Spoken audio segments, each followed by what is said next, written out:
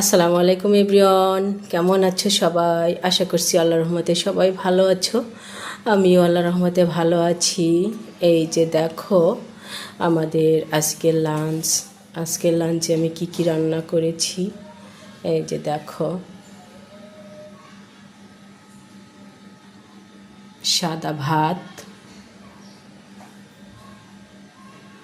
কচুর শাক ভাজি করেছি।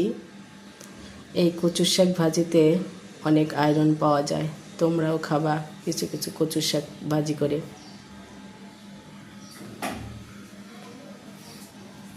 চিকেন কারি, দেশি মুরগি রান্না করেছি।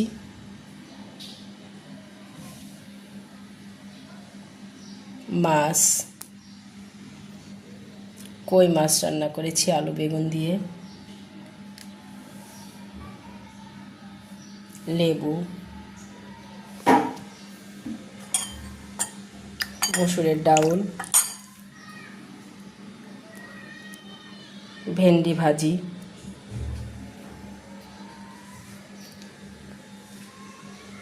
তো এগুলোই হচ্ছে আমার আজকের লাঞ্চের মেনু।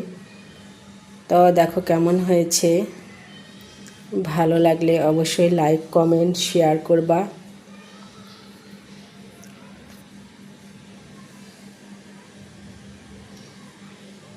তো সবাই ভালো থাকো।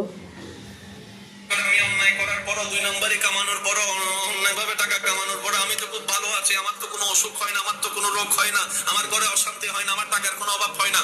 সত্তার সাথে বলি, পৃথিবীর বুকে আসমানের নিচে ধরার উপরে সবচাইতে বড় দুশমন আল্লাহর, সবচাইতে বড় বাটপার, সবচাইতে জালিম ফেরাউনের জ্বর হওয়া তো দূরের কথা, সর্দি কাশিও কখনো হয় নাই।